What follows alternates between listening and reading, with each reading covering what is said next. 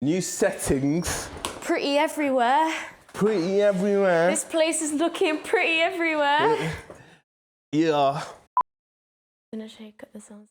So the Girl, they can have their fun. Trust me, the girl just wanna have fun. Yes! Amen, Clock amen. that T-twin. Dude, I feel like is that too much? Okay, where can they see this happening? My socials. At Kiz Kaprice. Bro.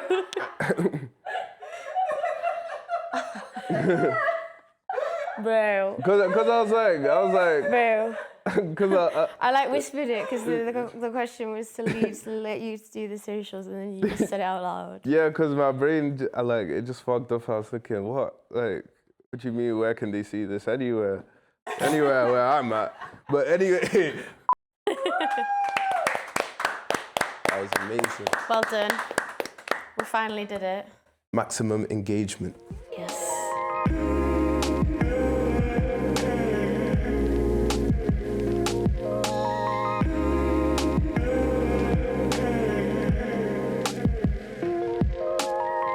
This is After the Applause.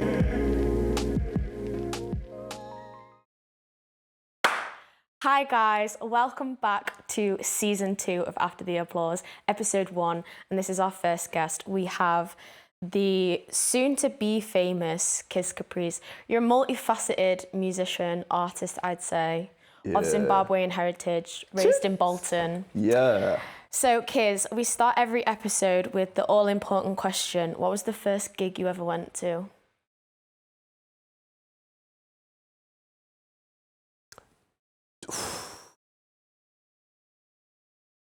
Okay.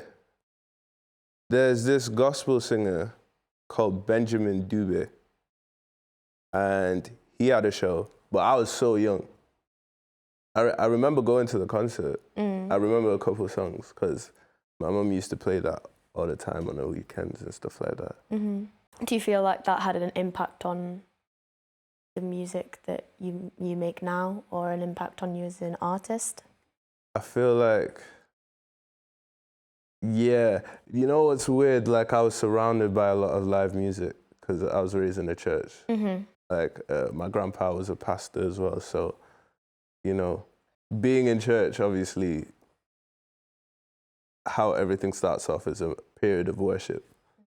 So you've obviously got live music, you got instruments and stuff, and, you know, I've seen that a lot, but I think that was the first show I remember. It's either that one or a couple Zim artists, they were called BK and Kaz. I don't know if anyone knows them, but yeah, that was probably the first. In Zimbabwe? Or? Nah, they came here. Oh, mad, okay. I think they did a show in, it was somewhere. It might have been in the Midlands, I'm not too sure. Yeah.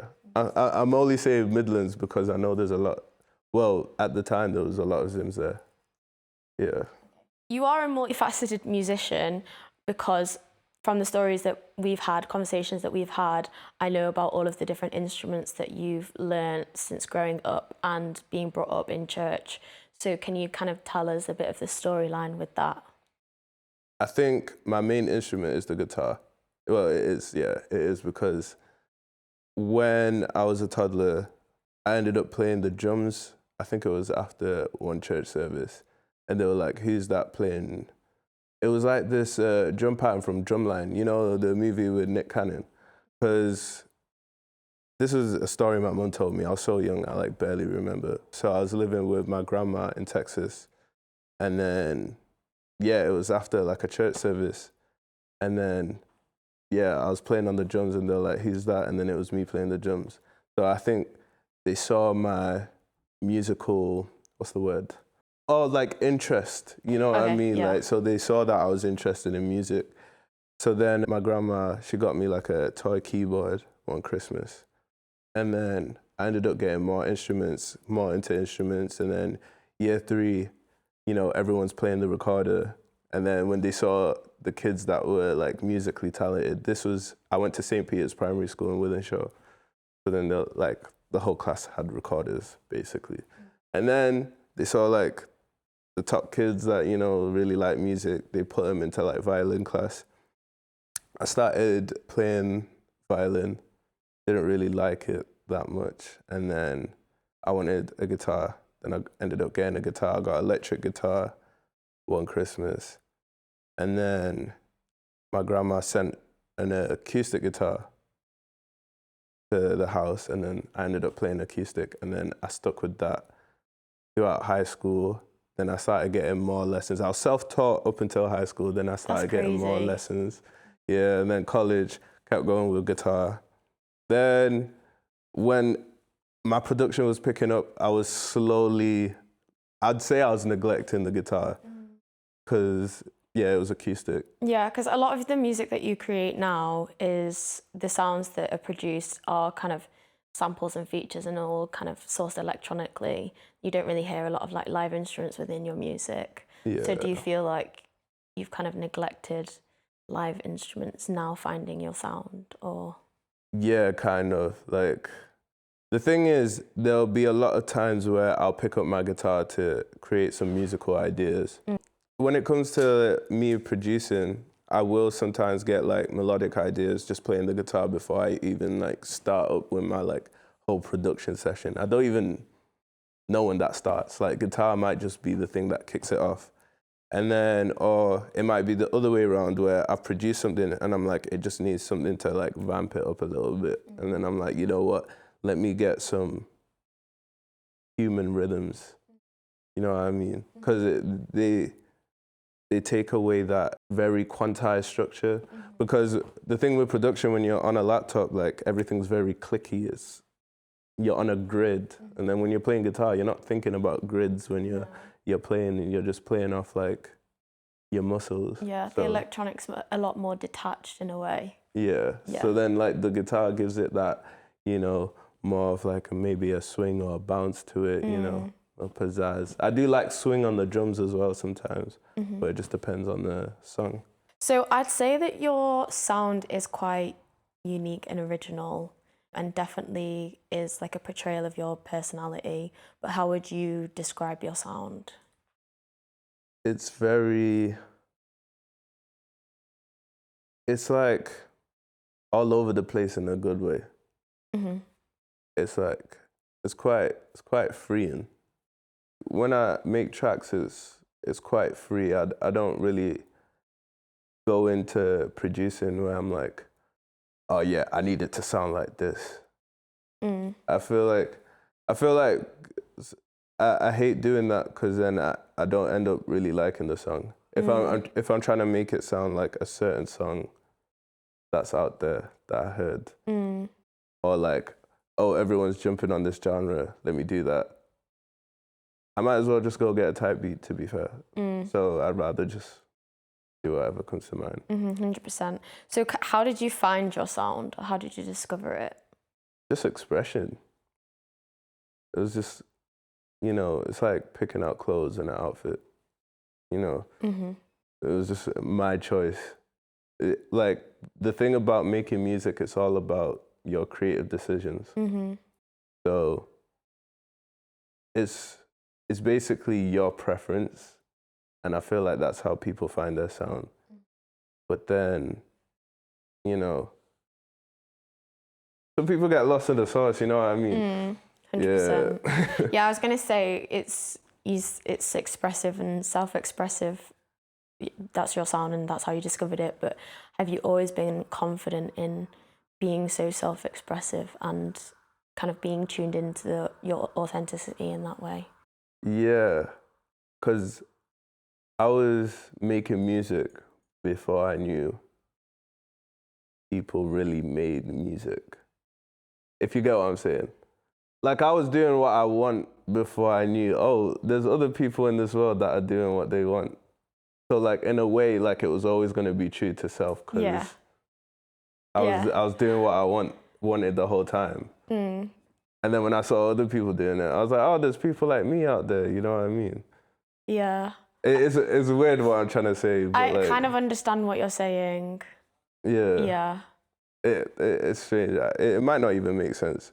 But like, yeah, like, I was making music. I saw FL through like a couple of my uncles. And they made music in their bedroom.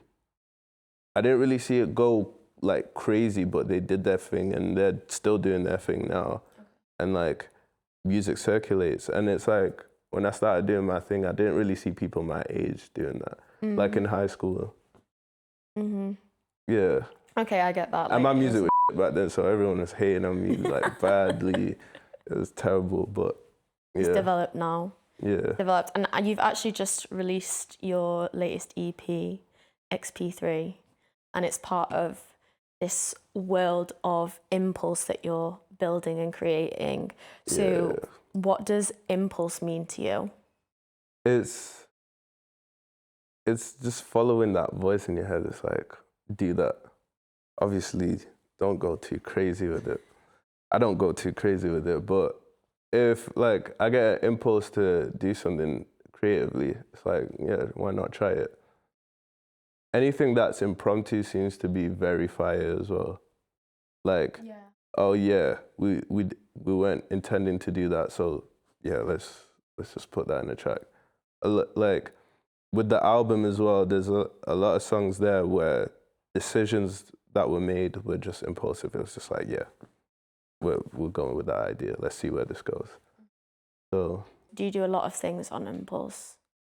I feel like I couldn't do that. I need organization and planning in my life. Yes, there's some songs on there that are from like 2 years ago. Okay. Some songs that were made in the past 2 months. But it's going to be cohesive because it's impulsive. It's like I just threw these tracks together. There's different genres on there. Like, you know, actually I was deep in it yesterday. I was like, have fun. I think that's the first house track I've put out. Really? But I've always loved house, and I've made it here and there. That's the first one I've actually shared with the world, I guess. The world of impulse, what experience are you trying to create for your audience? Just a free-flowing world. Like, do what you want. And I feel like there's a song for everyone in that album. Yeah. There's a song for everyone. Maybe all the songs are for you just because it might just tap into the different moods you have, but I feel like I've got a lot there. Maybe, I don't know, there might be certain people that don't feel it, but like, I don't give a so. But I think that's good because I feel like we've had this conversation as well before, how there's certain artists that like, they find their thing and they just stick with that. Whereas there's some artists that don't and they change their moods and everything. And I think we did another interview one time and we spoke about Doja Cat. Oh yeah. And we said how she'd brought out a song and literally said like, I'm never the same person, I'm always changing. So as I'm changing, my fans should accept and love me as I change because no one stays the same their whole life. Yeah. So I think that's quite good that you've created an album that shows different moods because we're not always the same person every single day. Yeah. Yeah, it comes with inspirations as well. Like, you know, artists like Doja Cat, like I'd even throw Playboi Carti in there, like each album, his aesthetic change. And with that, the fans also changed as well. It's like, oh yeah, we're in a new era, so like, let's do something different. Tyler, the Creator, every album, stylistically, it just changes.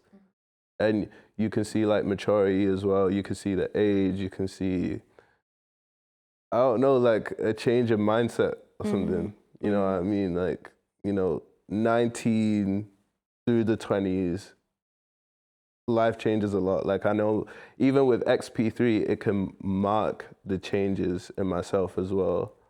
Because the first XP was like 4 years ago. And I can say I'm in like a totally different place now. Like, and the last tracks are usually quite introspective in a way. Because I remember the last track on XP1, it was called Wishing. And it was talking about how people wishing I would change.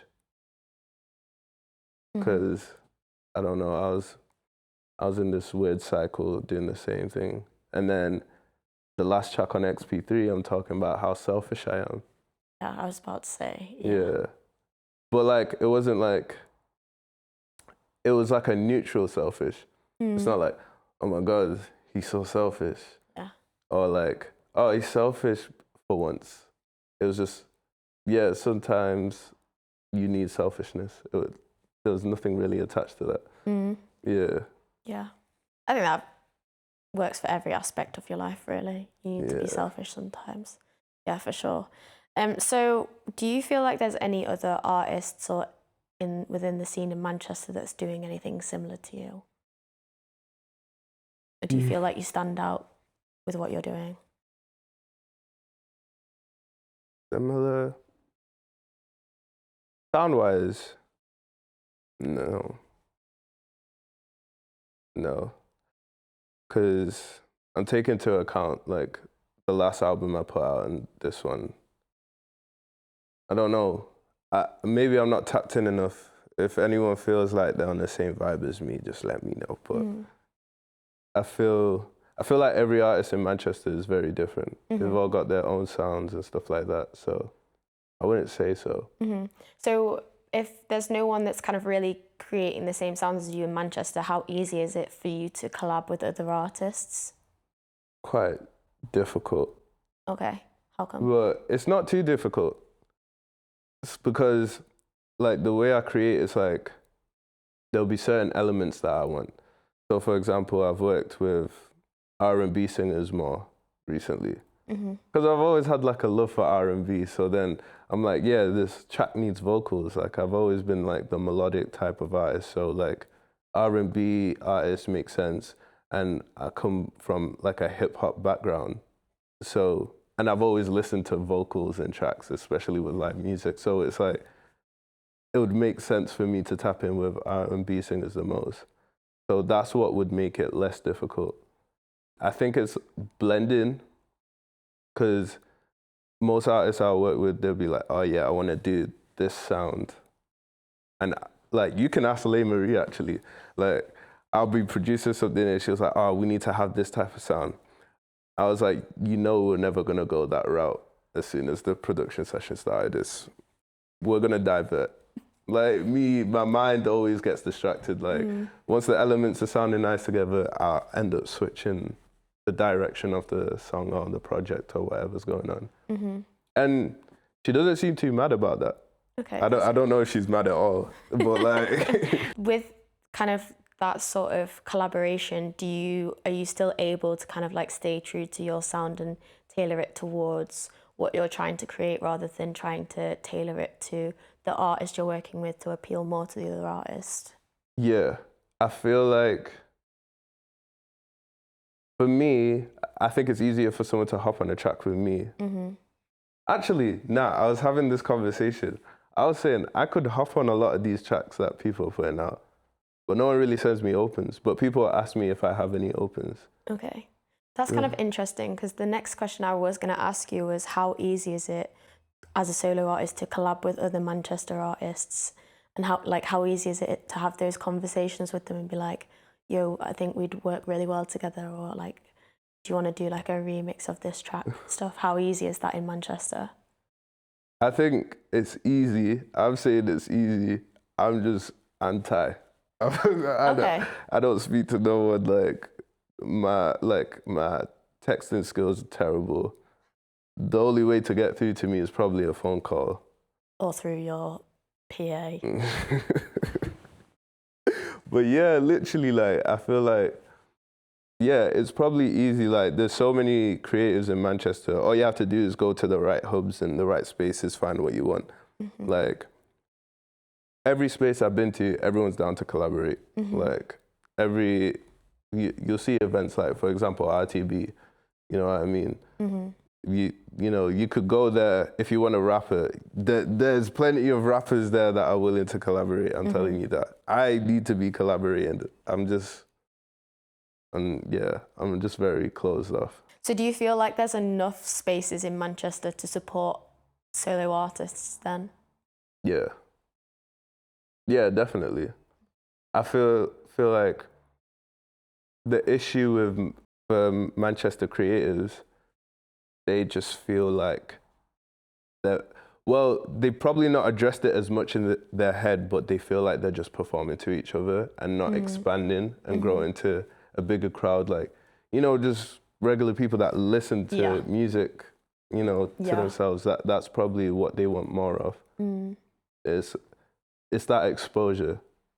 That's so true, actually. But it's easy for us, a solo artist in Manchester, to get around and connect with people. You could do that. There's plenty of events. There'll be people that are down because, you know, they want the same thing you do. You all share goals, so why not do it together? That's going to be everyone's conscious or subconscious intention. That's what's just going to be there all the time. As well as being an artist, you're also a producer, and you've started helping other artists with their development and kind of providing advice for other artists, as well as looking towards the business side of music. And we have had a conversation off camera about this before, of how people that work in the industry higher up may not necessarily, well, not that they wouldn't work with you, but they fear artists like you because you know how everything works. Yeah. And so it's kind of like a threat to them in a sense. Yeah. But what has all of those experiences taught you? Being independent gives you a lot of control, like massive amount of control. And I think with the knowledge that I've like built up with music, it's like, if I was ever to think of like signing a record deal, I have to know that like what I'm giving up. Because like what I'm doing now, I wouldn't be able to be so free flowing and decide to pivot one day. Like if you're in a deal, they're probably gonna ask you, oh, you need to start touring. Forget about all this other stuff at home, like what you're trying to do. Like, what, bro, you're trying to take pictures? No, you can't do that. Oh, you're trying to make artwork? Oh, you want to make, nah, you're not doing all that. You might have influence of certain decisions. Maybe you could make some merchandise or something and have some control over that. But there's going to be people that do that for you. And then they'll make the more creative decisions for you and decide what sells, because they've got to market you as well. But being independent, you're in control of the pacing, everything, how everything goes. And that's pretty much how I've, you know, figured myself out at this point in time. I agree with you that it's better to be independent because you have all of that control in everything. However, how do you manage all of those responsibilities as an independent artist? Because obviously the benefits of having those people is that you can pass over those responsibilities and focus on just creating the music. So how do you balance all of those responsibilities and still make the time to be creative without it all draining you? I think it's monetizing some of the creativity. So mixing and mastering, I charge for those services. Shout me if you want to mix and master, if you want your track sounding like mine. Was waiting for the plug. Yeah. So obviously monetizing off of mixing and mastering, that helps me, you know, survive. I can, you know, now start balancing my schedule a bit more. I can pivot. The hours are flexible. It's not like, you know, clock in and clock out. It's just, who wants a session? I'll book you in this week, and then, you know, it's more free flowing. And then my creativity goes beyond music, where I'm looking at other stuff. You know, I'm helping Yazzie with Trend Conscious, which will also end up being monetized at some point. So then once I start creating those building blocks, I'll be able to pivot and decide what I want once everything finds a way to sustain itself. So then once I get into that pattern, it's about finding a rhythm. That's one thing I like clocked in my mind as well. Like, it was like last week, I was like, oh, everything's rhythm. Like, you hear people talking about, what's it called, work-life balance. Yeah, I was like, it's a pattern. Like, you're supposed to have schedules and stuff. I struggle with that. Like, I still can't keep up to a schedule right now as much. But, you know, once I figure out the rhythm, I got the rhythm in the music, so I can find it in my life somehow. I'm still learning, you know what I mean? But, you know, once that happens, I'll be able to, you know, find my balance with, you know, my feet and be able to do whatever I want. So that's how I'm slowly getting to that point anyway. Okay. Yeah. Nice. Exciting. Still early days as well, so you're allowed that time to still figure stuff out and experiment, for sure. Yeah. Okay, Kiz, can you tell us about any projects, albums, performances you've got coming up this year? Your View, that will be launched in April. Nothing musical related, actually, but more is to come. More information is to come. You've probably seen or got a clue at this point. I've got Impulse coming out soon. Date to be confirmed. And it's got a few features on there. I don't know if I can disclose the features. Well, it's your project, so you do what you want. But for all the people around Manchester in the creative scene, you'll know a few people on the track list. Exciting. In fact, you probably know all of them, so yeah. Oh, after the Impulse run, I'll have some special gifts for you guys. Oh. You'll just see some things happen. A couple other projects to come out. Okay, where can they see this happening?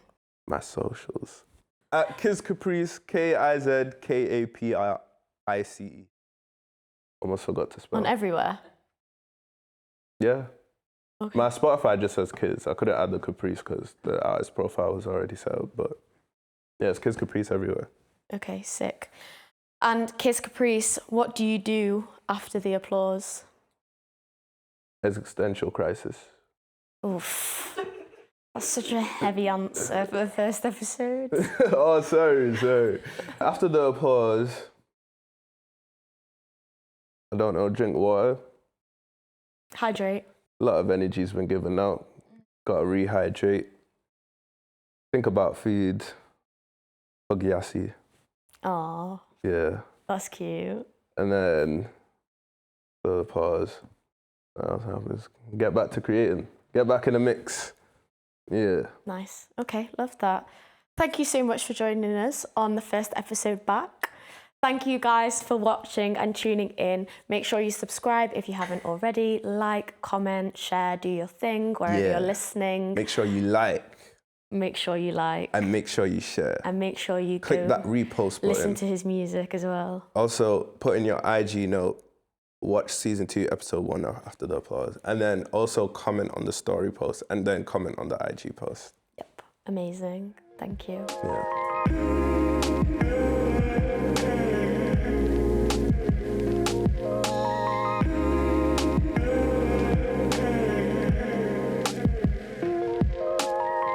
This is After the Applause.